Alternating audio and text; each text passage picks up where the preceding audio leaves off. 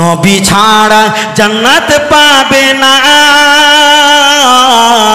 প্রিয় নবীকে ভুলে যেও না।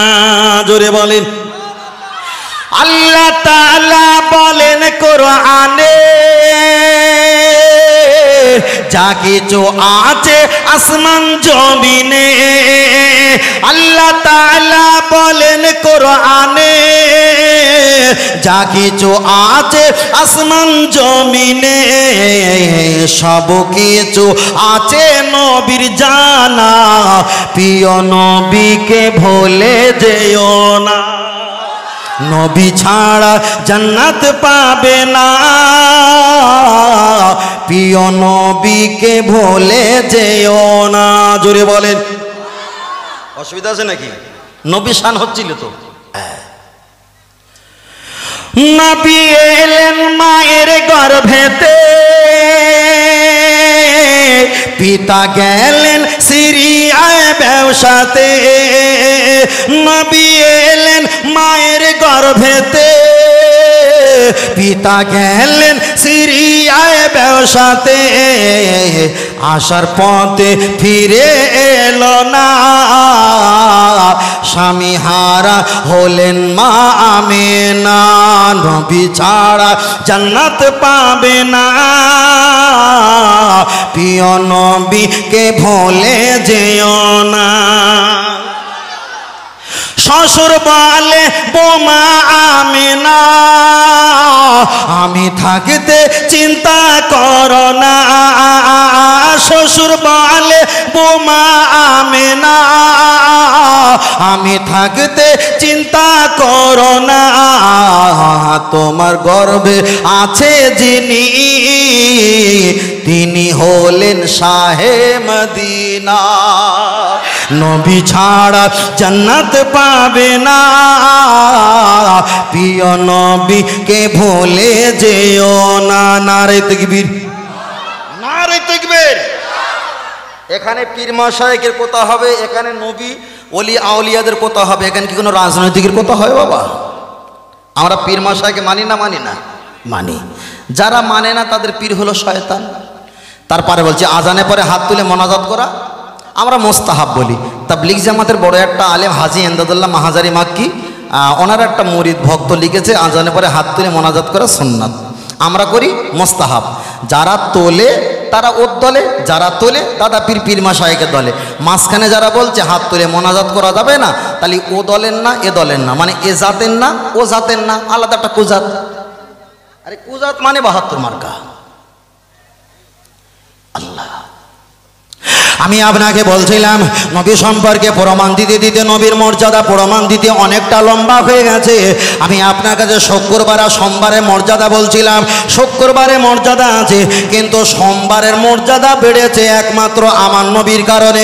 একটাই কারণ নবীর জুতো পেয়ে আরশে আজিম আরশে মুআল্লা, এরা যদি আরশে আজিম নবীর জুতো পেয়ে যদি মর্যাদা বেড়ে যায়, জান্নাতুল বাকি জান্নাতুল মুআল্লা আমার রাসূল পাকের মাজার শরীফ মা আয়েশা সিদ্দিকার হুজরা মোবারক, ওই জায়গায় যে মাটি আছে আমার রাসূল পাকের চেহারা পেয়ে ওরা যদি পবিত্র হয়ে যায়, আল্লাহ নবী যে তারিখে এসেছে আর যে বারে এসেছে ওই বার তারিখটা ইমানদারের কাছে মর্যাদা আর মর্যাদা।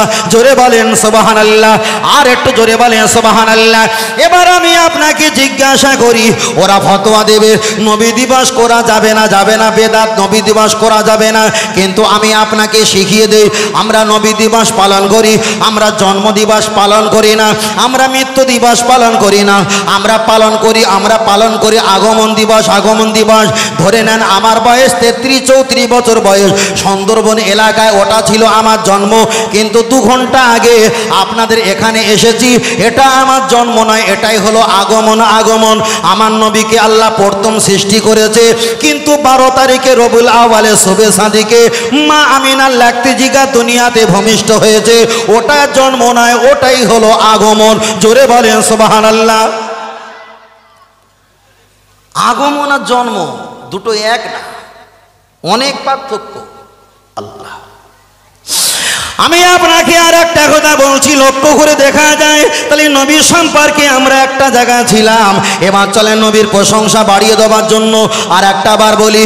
ওরে একটা মাওলানা ওয়াজ করছিল, এখন নাম আমি আপনাদের কাছে খুলে বলি, আপনাদের কাছে বলছি। রাজ্জাক বিন ইউসুফের বক্তৃতা, অনেক ইমাম সাহেব, অনেক বক্তা, অনেক আলেম ওলামা, অনেক সাধারণ ব্যক্তি তারা বক্তব্য শোনে। বাবা, আমি কারোর বক্তব্য শুনতে বারণ করছি না, আপনি শোনেন, এতে কোনো সমস্যা নেই। কিন্তু একটা গল্প মনে রাখবেন, এক জায়গায় পাতলা পায়খানা আর এক জায়গায় পাতলা ভেলি গুড় কিংবা আখের গুড়, দুটো যদি এক জায়গায় মাখিয়ে দেওয়া হয়, কোনটা পায়খানার কোনটা আখের গুড় চিনে দেওয়া কঠিন হয়ে যাবে। বক্তব্য দেবে 2 ঘন্টা, তার ভিতরে অনেক হাদিস পড়বে, মশলা দেবে, কিন্তু তার মাঝখানে পায়খানা এক ঠোপ দিয়ে দেবে, মিষ্টি আকারে খেয়ে আপনি ঈমান আমল হারিয়ে ফেলবে। ওই বক্তা সাহেব বক্তব্য দিতে দিতে এক জায়গায় বলেছে, কিয়ামতের দিন তোমরা বলো নবী আমাদের সুপারিশই করবে, নবী আমাদের জান্নাতে দেবে, নবী আমাদের রাহাবার। উনি বক্তব্য দিতে দিতে বলেছে, কিয়ামতের দিন দয়ার নবী মিজানের পাল্লার কাছে দাঁড়িয়ে থাকবে, আর আমার নবীর যখন নেকিপতি ওজন হিসাব যখন নেবে, আমার নবীর মুখটা কালো হয়ে যাবে, মলিন হয়ে যাবে।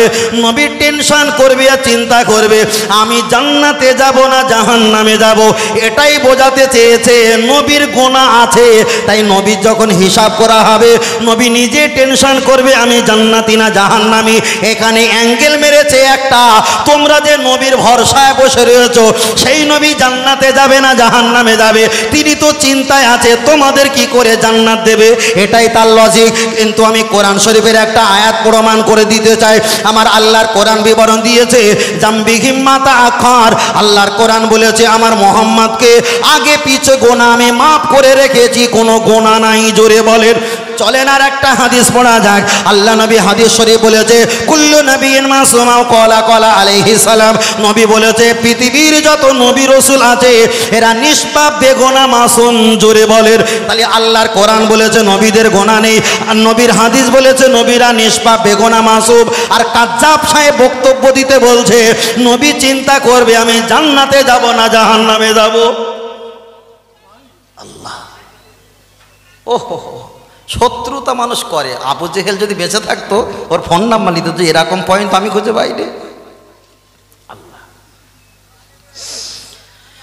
ফের আমি আপনার কাছে আর একটা পয়েন্ট বলছি, আমি কারো শুনতে বারণ করিনি, আপনার স্বাধীনতা আপনি করতে পারেন, শুনতে পারেন, কিন্তু আমি যে দলমতের মানুষ আমি সেটা আপনাকে রিপ্লাই করলাম, দোহারা দিলাম। বাবা, ইমান আমল যাতে চলে না যায়। চলেন আপনাকে একটাবার বলা হয়, এখানে অনেক ছেলে দাড়ি রাখে না, তাদেরকে কাফের ফতোয়া দিতে পারবে না। এখানে অনেক ছেলে মাথায় টুপি দেয়নি, তাদেরকে কাফের বলতে পারবে না। অনেকে নামাজ পড়ে না, কাফের বলতে পারবে না। অনেকে রোজা রাখে না, কাফের বলতে পারবে না। অনেকে টাকা আছে, ছেলেরা হজ করে না, এদেরকে কিন্তু কাফের বলা যাবে না। এরা নামাজ পড়বে, রোজা রাখবে, হজ করবে, যাকাত দেবে, আর মুহাম্মদ সাল্লাল্লাহু আলাইহি ওয়াসাল্লামের নামে যদি সমালোচনা করে, ওকে কাফের না বললে ওই ব্যক্তি নিজে কাফের হয়ে যাবে। আপনি যদি বলেন হুজুর অমুক আলেম অমুক ব্যক্তি আমার নবী নিয়ে ওট্টোবাটা মন্তব্য করেছে, কি করেছে না করেছে তানার ব্যাপার, উনি যা বলেছে নিশ্চয় ঠিক বলেছে, তাহলে আপনিও তার মতে কেন আবু জাহেল নবীকে শত্রুতা করেছে, আপনি আবু জাহেলকে কাফের বললে আপনি ইমানদার, আর আবু জাহেলকে ভালো বললে আপনি তো হয়ে যাবেন কাফের, কেন আপনিও আবু জাহেলের পক্ষে। অসুবিধা হচ্ছে নাকি? আল্লাহ, এবার আমি আপনার কাছে আর একটা কথা বলবো। ওরাই বলেছে হজ পাকে চলে যাবে, মক্কা শরীফে হজের কাজ ওখানে চলে যাবে।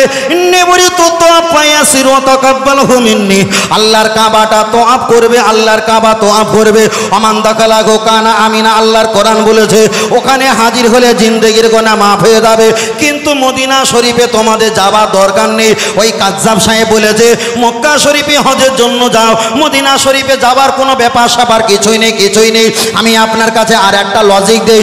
আবু জাহেল বসে আছে, ইয়ামিন থেকে দুটো ব্যক্তি আবু জাহেলের কাছে এসে বললেন, রআইতু আবু জাহেল ইসমুকা ইয়া আখি, তোমার নাম কি? আবু জাহেল বলে ডাকে। বলল হ্যাঁ।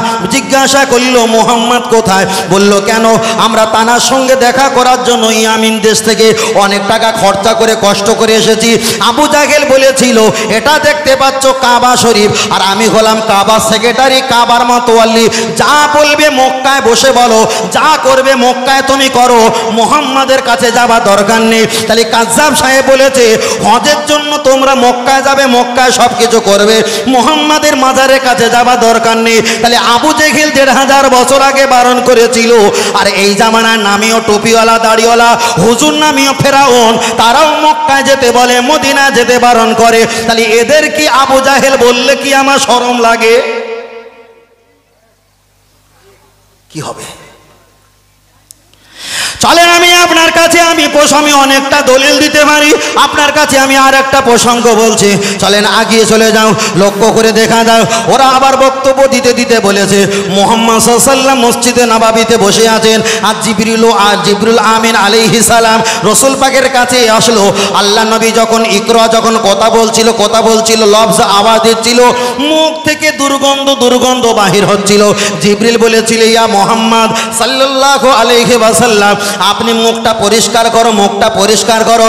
আপনি ওই কাজ্জাবের বক্তব্য শুনবেন, যত উদ্দেশ্য নবীকে ছোট করা। তাহলে আল্লাহ নবীর গাল থেকে দুর্গন্ধ বার হচ্ছিল, আর দয়ান নবীকে বারবার মুখ পরিষ্কার করার কথা বলছিল। এবার আমি আপনার কাছে একটাই কথা বলি, ফারেস্তা জিবরিল আমিন আলাইহিস সালাম আল্লাহ নবীর গালটা পরিষ্কার করতে বলেছে, মানে মেসাক করা। মেসাক করনে কে লিয়ে দাঁত সাফ আর মজবুত হে, আল্লাহ নবী মেসাক করেছে, ওটা আমাদের জন্য শিক্ষা রেখেছে। এতে উপকার। নবী যদি নামাজ না পড়তো নবীর কোনো হিসাব হতো না, রোজা যদি না রাখতো হিসাব হতো না, হজ যদি না করতো হিসাব হতো না। কিন্তু নবীকে শিক্ষক করে পাঠিয়েছে, তাই নবী নিজে করেছে, অপরকে করার কথা উৎসাহিত করেছে। কেন? আমাদের শিক্ষক হলো নবী। আপনাদের এলাকায় স্কুল আছে, স্কুলে ইউনিফর্ম সাদা ড্রেস পোশাক থাকে, ছাত্ররা 1000 থাকলে ইউনিফর্ম 1000 সাদা পোশাক পরবে। কিন্তু শিক্ষক ব্যতিক্রম পোশাক পরতে পারে, ওটা শিক্ষকের ভিন্ন। শিক্ষক কি করবে ওটা ছাত্রর কৈফাত না, কিন্তু ছাত্রকে যেটা করতে বলবে ওটাই ছাত্রকে মাননন্দ করতে হবে। আল্লাহ নবী নামাজ পড়ুক আর নাই পড়ুক ওটা আল্লাহর ব্যাপার, ওটা নবীর ব্যাপার। কিন্তু নবী যখন মেসা করতে বলেছে, উম্মাদকে তো করা লাগবে। জোরে বলেন সুবহানাল্লাহ। আমি আপনার কাছে বোঝাতে চেয়েছি, উনি বক্তব্য দিতে বলেছে, দয়ান নবীর মুখ থেকে দুর্গন্ধ বার হচ্ছিল। সবল বলেন নাউজুবিল্লাহ। আল্লাহ নবীর গায়ের পাসিনা, পিপ গায়ের পাসিনা, এটা ছিল সুগন্ধ মেশকে আম্বারের মতন। ওই জামানার নারীদের মেয়েদের দুলহানি যখন বিবাহ হতো, ওই জামানার পাড়ার মহিলারা আল্লাহ নবীর বাড়িতে এসে আম্মা জান আয়েশা সিদ্দিকার কাছে ওই ঘাম গুনো তারা নিয়ে চলে গিয়ে দুলহানির গায়ে ছিটা দিত। আল্লাহ নবী বলেছে, কিয়ামত পর্যন্ত আমার ঘাম যার গায়ে লেগেছে, আমার আল্লাহ মেশকে আম্বারের মতো খুশবু জারি করে দেবে। বলেন, ঘাম কি সুগন্ধ আর গাল কি দুর্গন্ধ?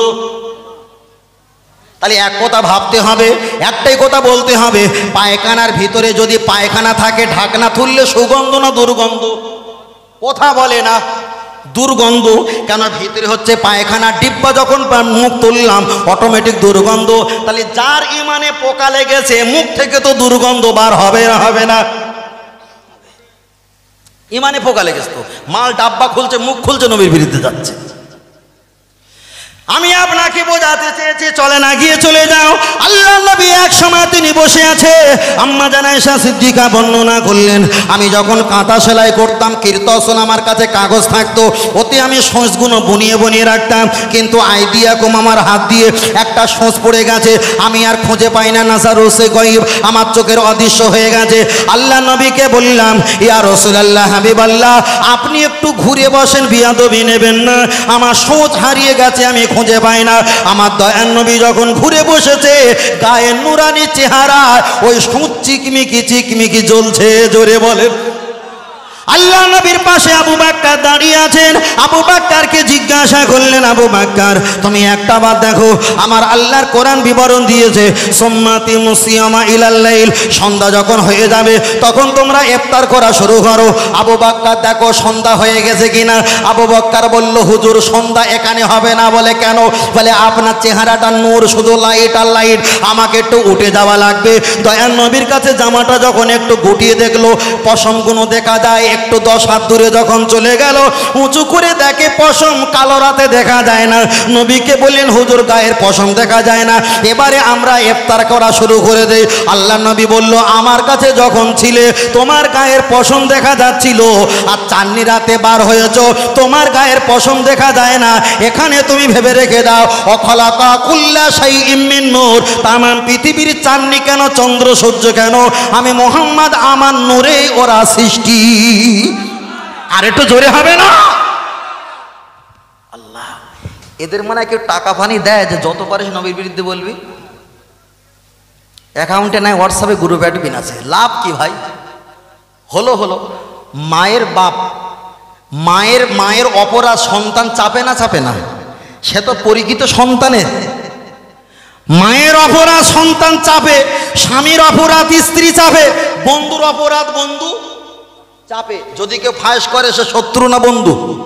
আমার নবীর কোনো অপরাধ নেই, তবু অপরাধ লাগাচ্ছে। এরা দুনিয়া শত্রু এবং পরকালেরও শত্রু। এদের পিছনে নামাজ হবে, প্রমাণ দেব? চলেন বলি। নামাজ হবে না তো না বলিস, এখন দলিল দেই। ফুরফুরা শরীফে মোসাদ্দেজামান পীর আবু বকর সিদ্দিক রহমাতুল্লাহ আলাইহি টিপি সুলতান মসজিদের ওখানে তিনি বসে আছেন মুরিদদের নিয়ে।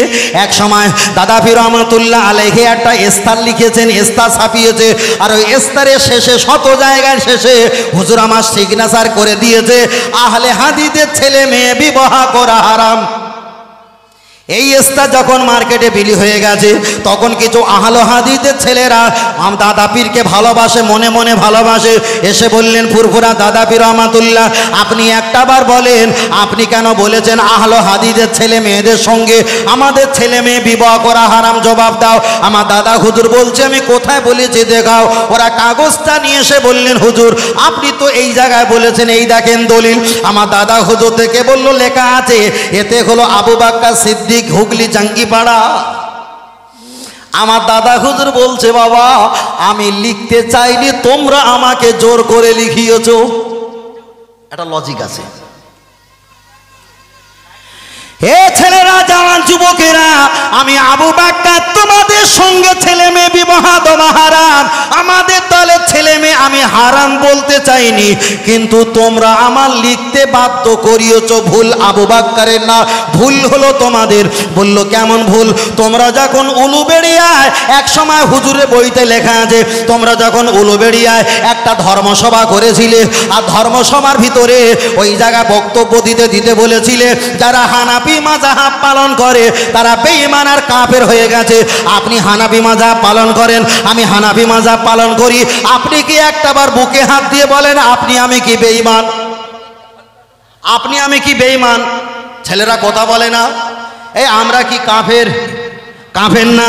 তাহলে আপনি যখন জবান দিয়ে বলছেন আমি কাফের নয়, তাহলে আমাদের কাফের বলেছে কে? ওরা। আমরা হানাফি মাযহাব পালন করি বলে। চলেন বুখারীর হাদিস পড়া যাক। নবী আমার হাদিস শরীফে বললেন, আইয়ুমা রাজুলিন ক্বালা লি আকিহি কাফিরুন ফাকাদ বাআ বিআহাদুহুমা আকামা ক্বালা আলাইহি সালাম।